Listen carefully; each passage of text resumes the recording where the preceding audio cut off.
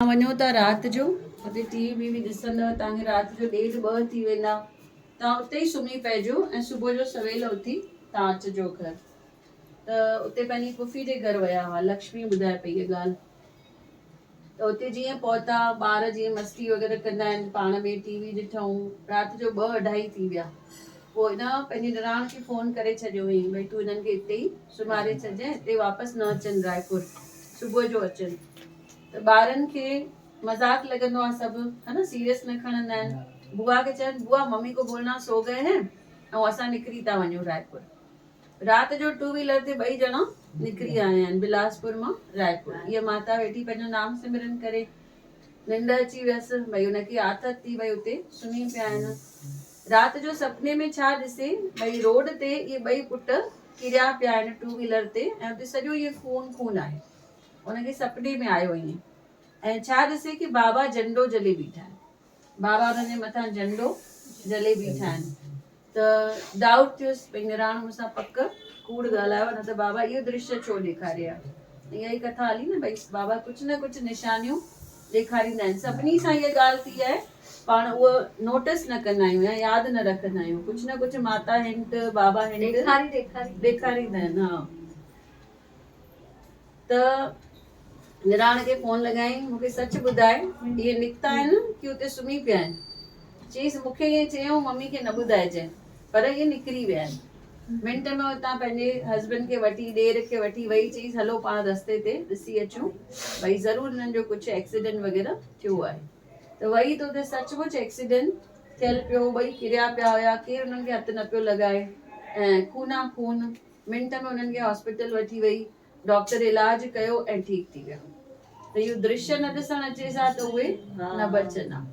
त बाबा पाण नाम सिमरन कंदा आहियूं, चवंदा आहियूं न वार विंगो थियणो ई नाहे जंहिंजे मथां बाबल जी। त जीअं जीअं हुनजो नाम सिमरन कंदा आहियूं माना हुनखे असां पारत वेठा थियूं भई असांजी, असांजे ॿारनि जी, असांजी ईंदड़ पीढ़ियुनि जी। बाबा चवंदा न भई जेके बि हिते ईंदा सेवा कंदा, कहिड़े बि गुरुद्वारे वञूं, कहिड़े बि मंदिर वञूं, त असांजे ईंदड़ पीढ़ियुनि जा बि जेके आहिनि बाबा छा था करनि, दुख दूर था करनि। उन्हनि जी बि पारत बाबा खणनि था। रिंकू भाई साहब सत्संग में हिकु दफ़ो ॿुधाए पियो, चई जेको बि सत्संग में ईंदो आहे हुननि जूं 21 पीढ़ियूं तरी वेंदियूं आहिनि। 7 पीढ़ियूं माता जे साइड जूं, 7 पीढ़ियूं पिता जे साइड जूं ऐं 7 पीढ़ियूं सहुरनि जे साइड जूं। भई एतिरो इम्पोर्टेंट आहे। जॾहिं पाण ईंदा आहियूं मंदिर में त 21 पीढ़ियूं खे उहो आशीर्वाद मिलंदो आहे। ऐं बाबा बि असांजी नानी हूंदी मंदिर में सॾु कंदी अचो अचो बाबा जो मथो टेको। बाबा चवंदा राधा तुंहिंजे ॾोटनि पोटनि सां असां गॾु आहियूं। बाबा हरदास राम बि चवंदा हुआ, बाबा गेलाराम बि। सॼे परिवार खे ॾाढो विश्वास आहे बाबा जे मथां। बाबा हरदास राम, बाबा गेलाराम, हाणे बि जीअं वरसी थींदी जलगांव में त सॼो परिवार हिकु हिकु ॼणो घर मां ज़रूरु उते मथो टेकण वेंदो। भई बाबा जा असांजे मथां ॾाढा शुकराना आहिनि। उन्हनि रक्षा बि कई आहे ऐं सभु कुझु उन्हनि ॾिनो बि आहे। बोलो बाबा हरदास राम। मां त ईअं सच थी चवां, बाबा रखियो तोसां नातो आ। मां त ईअं सच थी चवां, बाबा रखियो तोसां नातो आ। मुंहिंजा ॾाॾीअ वारा महिनत तातो आ। छो त मुंहिंजा ॾाॾीअ वारा महिनत तातो आ। सुखी रहंदो सदा जेको शरण में आयो आ।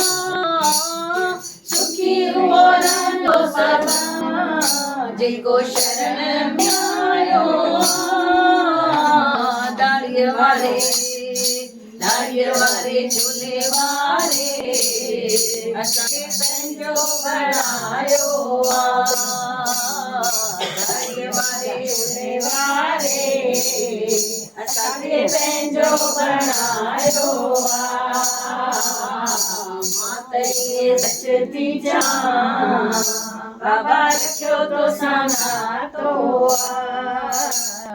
मात ईअं सच थी चवां बाबा रखियो तो संगातो सुहिणो सितारो आ तूं बाबा हर कंहिंखे प्यारो आ तूं सुहिणो सितारो आ तूं बाबा हर कंहिंखे प्यारो आ तूं तू ही राम तू ही श्याम तू ही मुंहिंजो रहबर बाबा के सुञातो तू ही राम तू ही श्याम तू ही मुंहिंजो रहबर बाबा के सुञातो मात ईअं सच थी चवां बाबा रखियो तो संगातो मुंहिंजा दाढ़ीअ वारा मां हिन दर तां पातो मुंहिंजी साईं दिल में तूं दिल जी धड़कन में तूं मुंहिंजे साईं दिल में तूं दिल जी धड़कन में तूं तू ही राम तू ही श्याम तू ही मुंहिंजो रहबर मां तोखे सातो मात ईअं सच थी चवां बाबा रखियो तो संगातो त मुंहिंजा दाढ़ीअ वारा मां हिन दर तां पातो छो त मुंहिंजा दाढ़ीअ वारा मां हिन दर तां ओ सिकर अची दिल में जंहिं पेर हिते पातो सिकर अची दिल में जंहिं पेर हिते पातो दाढ़ीअ वारे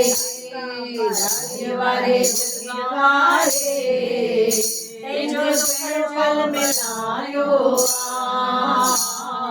दाढ़ीअ वारे तंहिंखे पंहिंजो बणायो मात ईअं सच थी चवां बाबा रखियो तो संगातो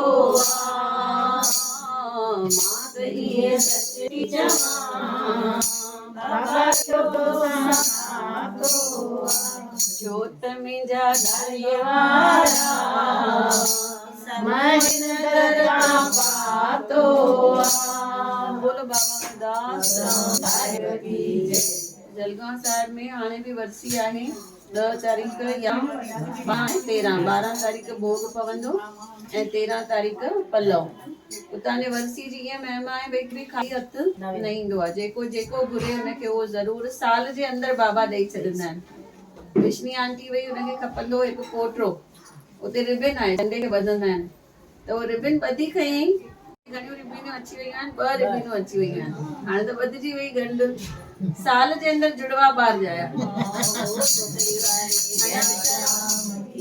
अञा वीचारो बाबा कीअं ॾेखारे भई मां आहियां हिकु रिबिन ॿधे आहे त हिकु ॿार 2 रिबिन ॿधी त 2 ॿार अची विया बुल में ॿधी हा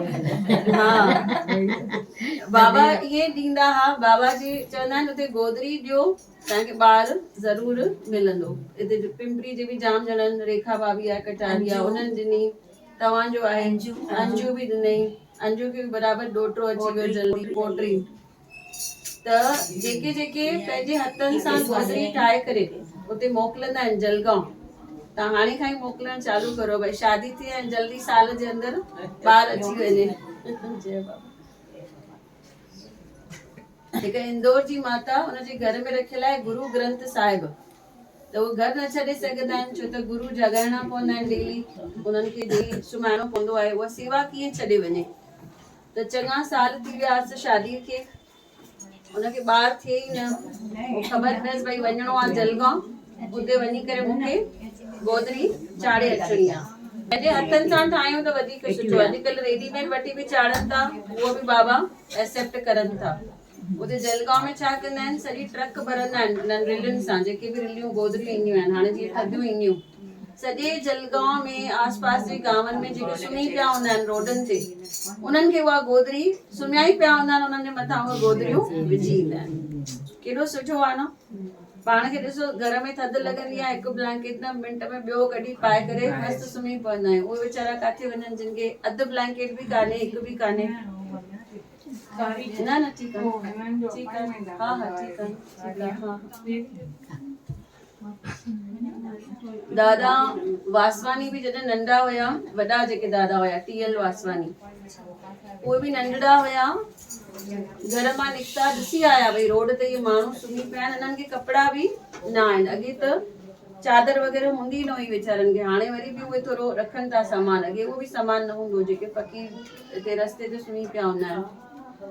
त जीअं उहो घर आयो दादा वासवानी, घर अची सुम्हियो, गरम रूम आहे सॼो, ब्लैंकेट्स आहिनि, सुठो मैट्रेस आहे, गादी आहे, तॾहिं बि सॼी राति हुनखे थधि लॻे पई। पोइ माता वाइड़ी थिए पई भई हिनखे थधि छो थी लॻे, हेतिरियूं हिकु ॿ ब्लैंकेट में हिनखे विधियूं आहिनि, हिनखे थधि त न लॻणु खपे।